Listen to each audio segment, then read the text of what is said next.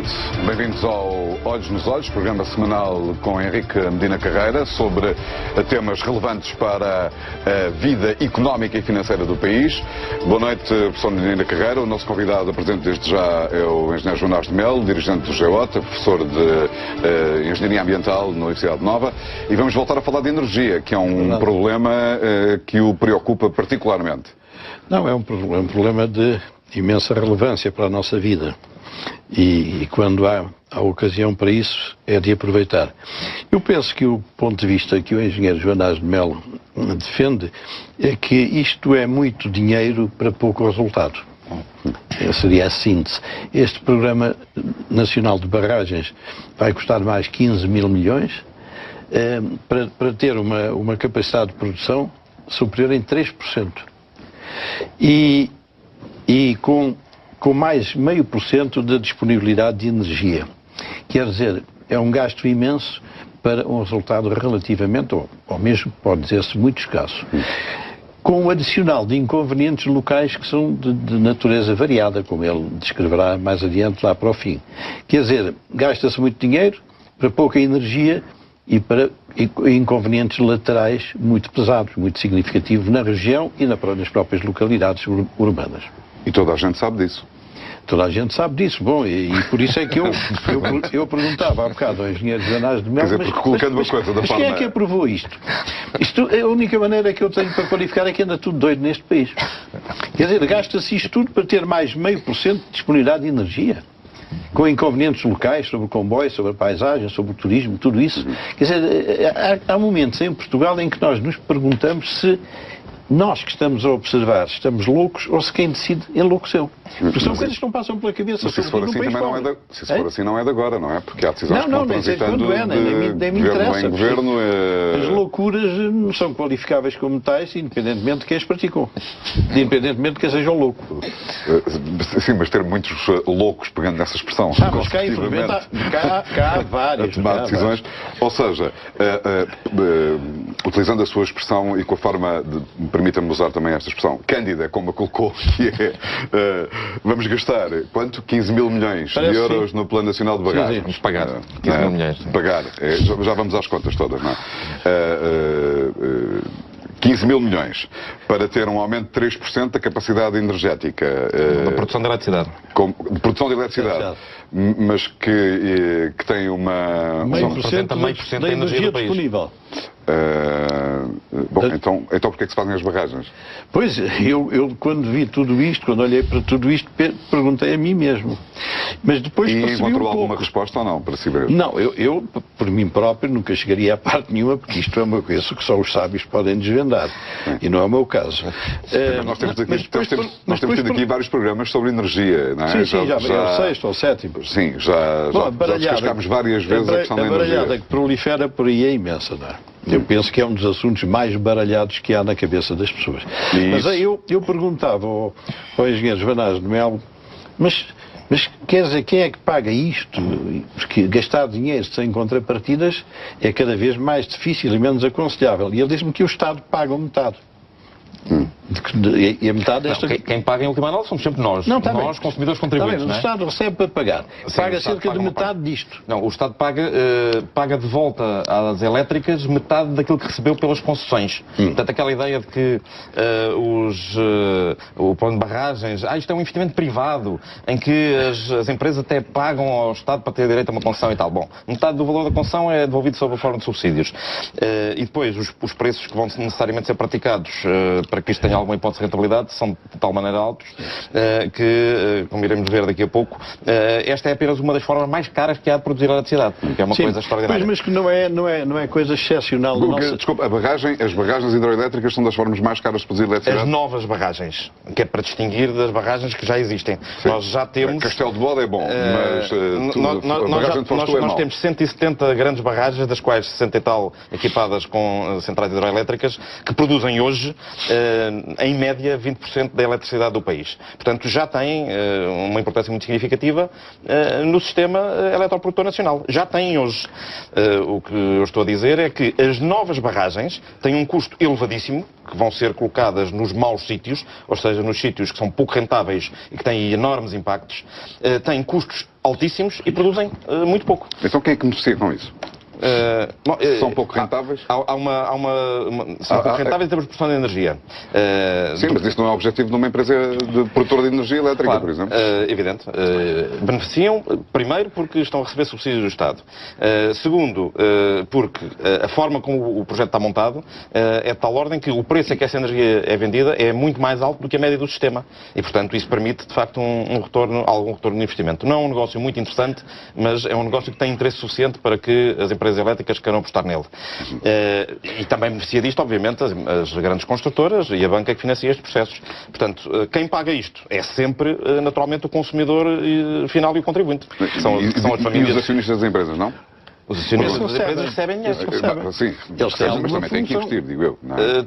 Têm que investir alguma coisa. Podemos ver as contas. O investimento. Não, mas deixe caracterizar. Eu não sei se há algum outro país na Europa que tenha inventado o capitalismo sem risco. A essência da economia é verdade. As PPPs nunca podem perder dinheiro. Passam em carros, não passam em carros, recebem sempre. Isto é um negócio exatamente do mesmo género. Este é do mesmo tipo. Quer dizer, uma das razões... As PPPs existem no Reino Unido, aliás, é um modelo importado do norte da Europa e do centro da Europa, tanto quanto... Sim, mas parece que as contas foram mais bem feitas do que cá. Não, é que isto é uma invenção nossa e nós estamos falidos, em boa parte, por causa disto. Para isto é, em grande parte, falido por causa destas aventuras do poder político.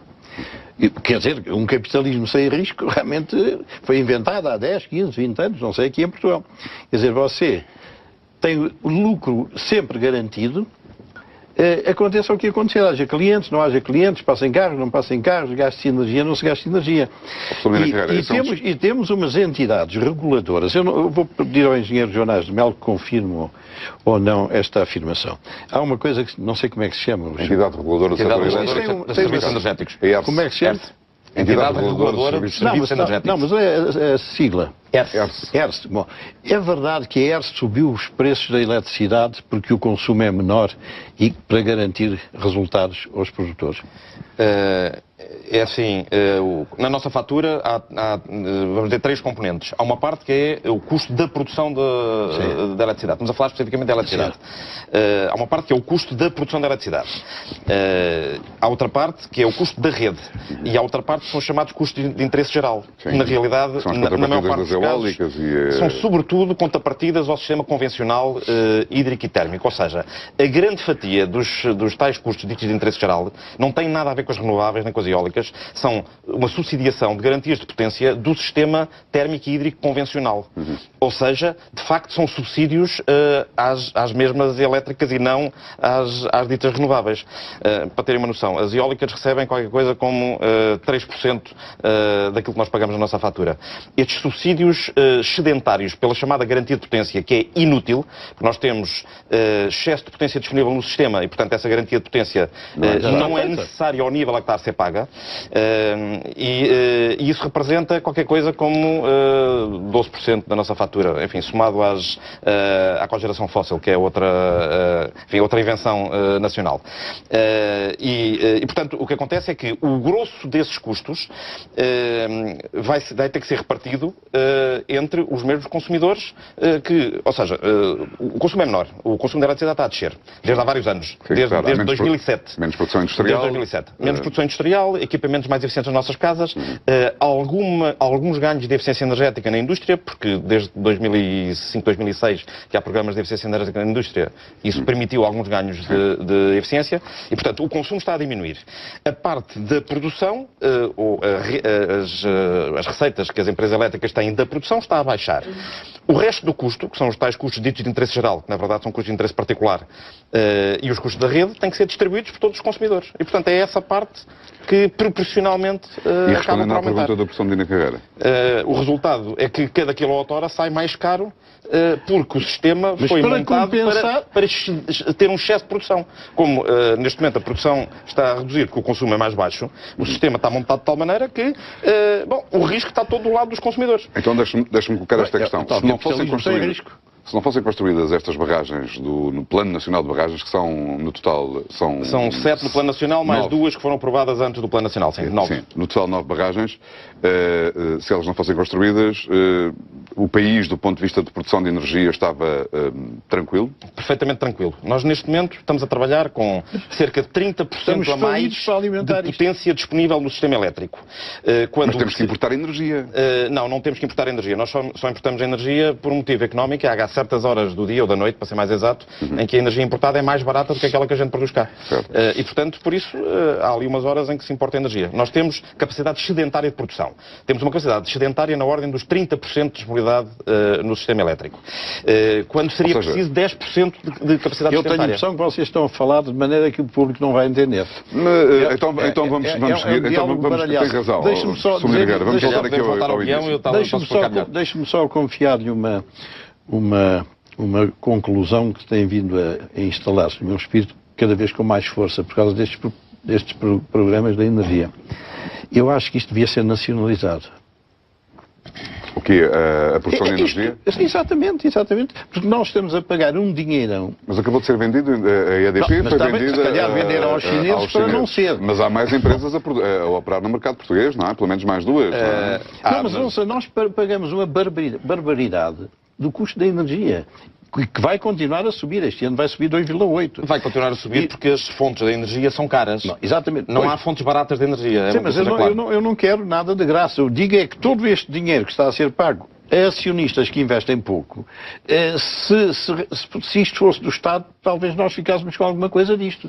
Não, a sério. Eu percebo que perante... Tenho ideia que é a primeira vez que ouço o professor Medina Carreira defender a nacionalização de um setor de atividade económica. Então, você concorda que estejamos a pagar uma barbaridade do preço da eletricidade a ser verdade, num país pobre, num Estado falido, para estas pessoas andarem a receber assim sem risco? Você acha que isto é um capitalismo e que isto é um Estado que vale a pena ter? Não, vamos então às explicações. Não, muito bem. Mas, do ponto de vista político, há alguns partidos que assumem esse discurso, nomeadamente... Não, mas não é por isso. É para pagarmos menos e o Estado ganhar mais. É por uma questão pragmática. É uma questão de números. Bom, pragmática para quem? A questão é esta. O problema das PPPs em Portugal é que as vantagens ficaram sempre do lado dos privados e o risco do lado do Estado. É esse o problema. O problema não é o conceito de parceria público ou privada. O conceito teórico é um bom conceito. O problema é a maneira como ele tem sido aplicado em Portugal. É bom que se diga que o Plano Nacional de Barragens é a terceira maior PPP do país, a seguir às rodovias e ao saneamento básico. Se somarmos as barragens com a rede elétrica e a rede de gás, o setor energético é o maior pacote de PPPs em Portugal. Por exemplo, nestas rodoviárias, essas PPPs, eu não posso assegurar este número, foi alguém que sabe, que me disse assim de cor, que estava previsto pagar as PPPs rodoviárias 700 milhões ou não sei o que este ano, mas que há um sobrecusto, não sei derivado de que são mais outros 700. Quer dizer, isto é uma roubalheira. Isto é uma roubalheira. Sobretudo, tal como no caso das barragens, as PPPs rodoviárias foram construídas com base em falsos argumentos, em perspectivas no caso das autoestradas de tráfego e no caso das barragens de consumo elétrico, totalmente inviáveis, totalmente fantasiosas. Portanto, foram feitas com base em falsos pretextos e sabia-se perfeitamente quando essas coisas foram aprovadas.